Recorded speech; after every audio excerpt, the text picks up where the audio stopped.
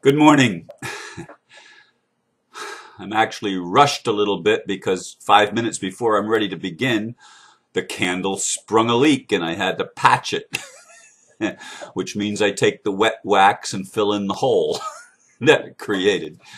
And I bulked it up this time because I patched it yesterday after the video. Anyway, oh, it's already been a long morning for me, but I went to bed early last night, and even though I woke up several times during the night, I actually spent about 6 to 7 hours in bed, which is unheard of. But anyway, I probably needed the rest, I'm sure. Today, the title that I've selected is Spiritual Significance of Kali Yuga, Precursor to Golden Age. And I wrote a little blurb. I am not an expert on anything, much less Eastern spiritual traditions. Most of my life has been spent looking at Christianity. Other world religions have been more of a side interest, although I have read a little here and there about most. Like Mayan calendar progressions, Hindu and Buddhists see life as a cyclic progression of conscious development. I would characterize the Kali Yuga that is now ending as an imbalance of masculine energy. We are moving back into Satya Yuga, or a new golden age as the ancient Greeks called it. As I said, I have not been an avid student of Eastern religions, although it's impossible with all of the metaphysical interests that I've had over the past, since about 1994, I think is when they began really developing. I've certainly had an opportunity to look at a lot of traditions, including Native American and Eastern traditions and many other things, Now, even when I was a fundamentalist Christian, young, I went to a Buddhist temple and a Buddhist service actually back in the 60s when I was in the Army, believe it or not. A bunch of us got together and we went from Colorado Springs, or actually Fort Carson, up to Denver to attend a Buddhist in a Buddhist temple and a Buddhist service. I don't remember much about it, but I remember going. In any case, it is interesting that most spiritual traditions see a progression. I suppose Christianity and Hinduism, not Hinduism, Christianity and Islam are more linear than some of the others, but certainly the more ancient traditions see things as cycling. Or in the case of the Mayans, a progression through steps. But in a sense, it's also cycling because their calendar did keep cycling. And that is the way I believe it works. Kali Yuga, Kali is the dark goddess. And if you have a predominance of masculine energy running the world, or apparently running the world, what that does is it pushes the feminine down, suppresses it, and the feminine, not liking to be suppressed, becomes dark. And so the dark goddess, Kali, is a destroyer. And she destroys the imbalance. And that's why there's been so much dark stuff happening, because you can't have an imbalance of either masculine or feminine and expect to have a good world. It's going to be really, really bad. And the problem is this whole cycle of conscious development has to do with the materialization of spirit. And as spirit materializes, or as we take on physical form, the illusion of separation becomes dominant. Hence, we've had the development of Judaism and more recently Christianity and Islam. These have developed And the central core of their belief system is separation, which is a lie. It's always been a lie from a spiritual perspective. Mystics have always known that, no matter what their religious background may have been. Christian mystics or Hindu mystics or Buddhist mystics or Islamic mystics or Jewish mystics. Mystics have always known the truth behind the appearances of physical reality. That somehow, even though they may not have been able to put it in scientific terms as we are now able to do, thanks to the fact that physicists are becoming mystics, they nevertheless knew that underlying the physical appearance of things was a commonality, a common ground. And this is not New Age anything. This is spiritual reality. It is cosmic reality. It is the nature of things. It's the way things are, the way things work.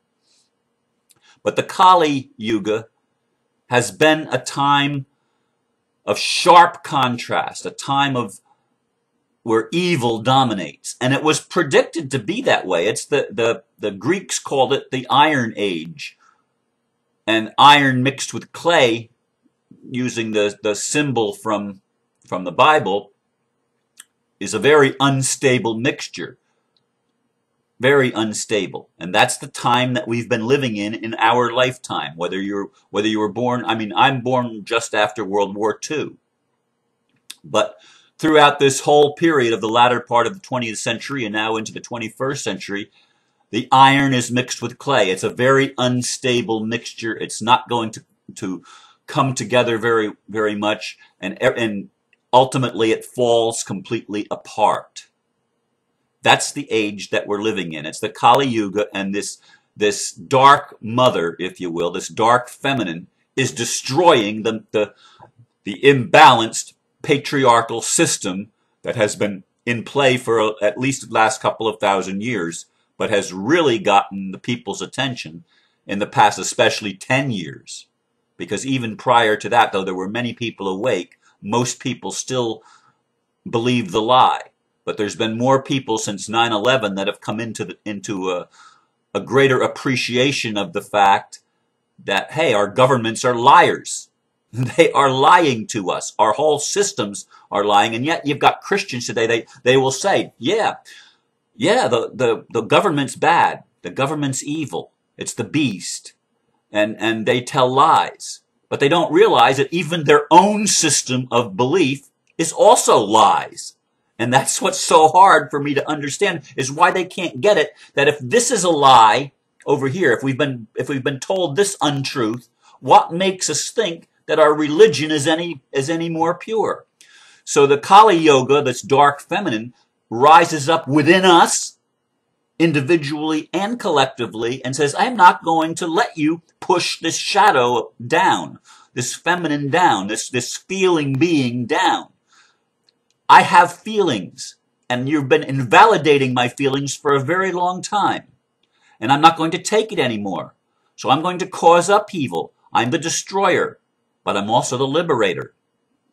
See, the divine feminine, the goddess that's within all of us, is a destroyer when she's ignored.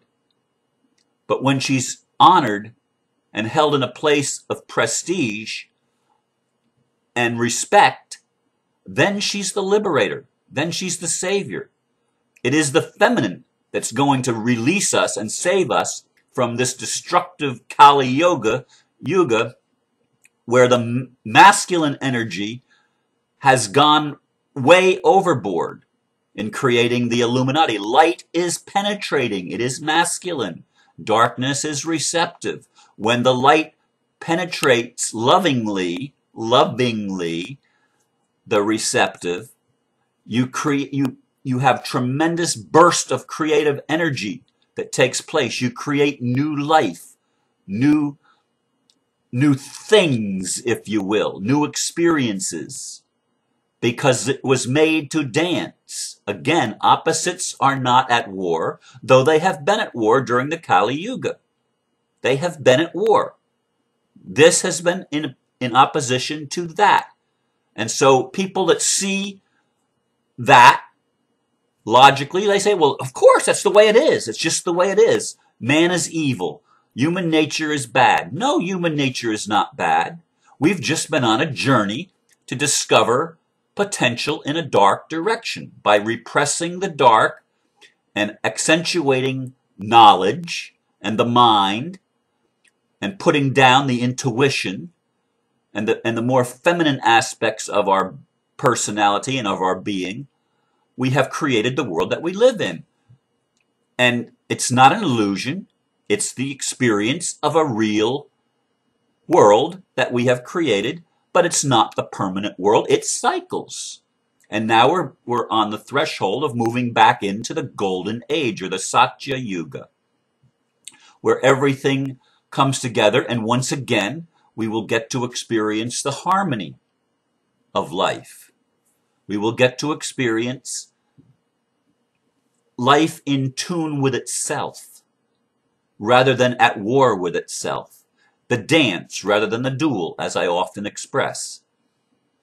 This is where we are right now. We're on that threshold. We're in that in-between time. We're in that zone, if you will, when all of these things, all of these spiritual things that we've been, if we would look at them and not with judgment and say, well, that's not my religion, so I'm gonna push it off. It doesn't matter if it's your religion.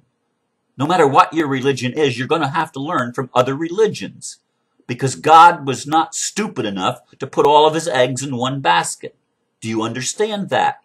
That would be absolute insanity, to put all your truth in one religion.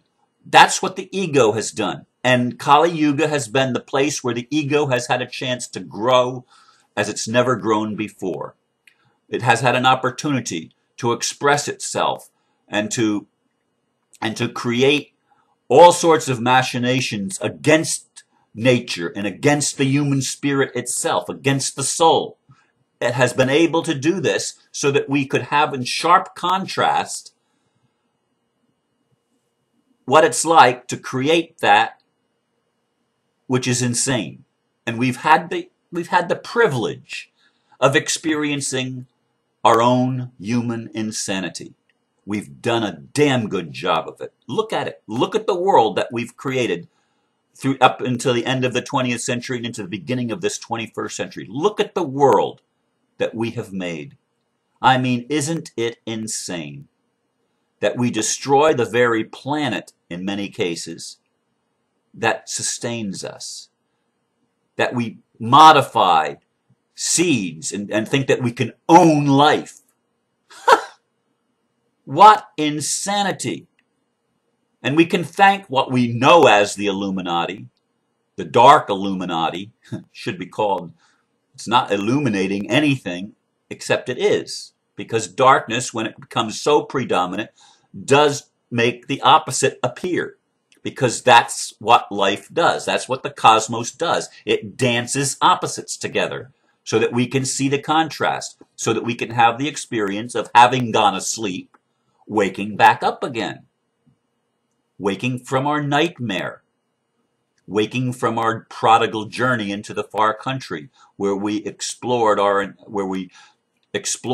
the world of creation, spending our inheritance, spending our natural gifts on that which ultimately did not satisfy or sustain us.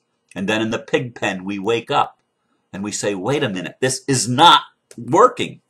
It's not going very well. I'm going to go back to my roots, to my essence. I'm going to go back to my Father, to Spirit.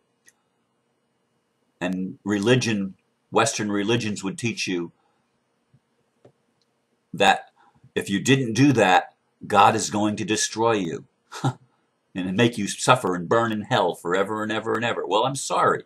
That's false religion, because God is never separate from anything and never forgets his children, never forgets her children.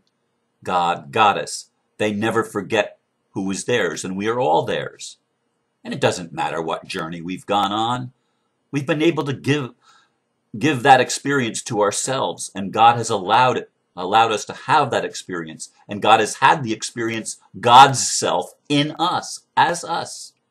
Nothing has been removed from God. Nothing can be removed from God, for God is everywhere.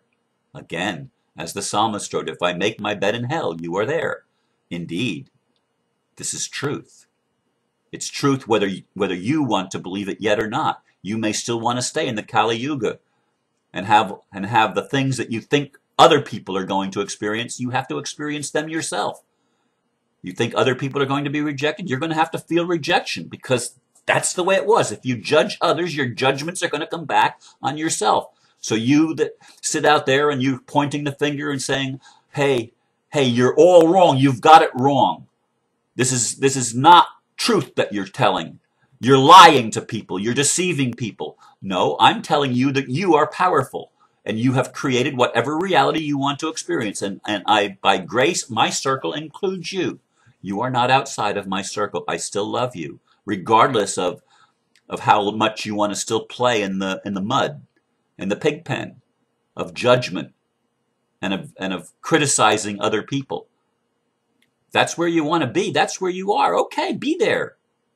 But you're going to wake up sooner or later, because God's grace goes on and on and on. His mercies are everlasting, and His truth endures to all generations, in all cycles. You can go through the whole cycle again if you don't want to awaken this time, if you want to turn it off, if you don't want to learn the lessons of the Kali Yuga and move into the Golden Age. That's quite all right. But let me tell you something. You're not going to be able to take your old religion with you into the Golden Age, especially if it's a religion of separation based on ego and based on judgment, because judgments are false. Are false. That's what leads to death. When you start judging between good and evil, you're in a false paradigm. You're in a lie, because that whole thing is a lie. There is no evil in the respect that it has an eternal existence. There is no evil in that respect. Do we experience bad things? Absolutely, we experience bad things, and our experience is real as experience, and it's evil, which is a proper definition, because it destroys life, it destroys freedom, it destroys a lot of things. And that's evil, and yet it too works for our good, because it always, in the ashes of the destruction of the one, gives the phoenix rising and the birth of the new. That which dies and decays comes back again, bringing forth new life, because that's the way life works. And this Kali Yuga, this time of physical manifestation, this time of development of the ego and of the masculine energies, is now coming back into harmony with the dark feminine, who becomes the lover instead of the destroyer. So these are my thoughts this morning, and I had no idea where I was going to go with some of them when I started. But once again, I thank you for listening, and I hope something that I've said helps you remember who you are and empowers you with knowledge that your grace and God's grace is always present in your life for you to awaken and remember and be the child of God you truly are. Namaste.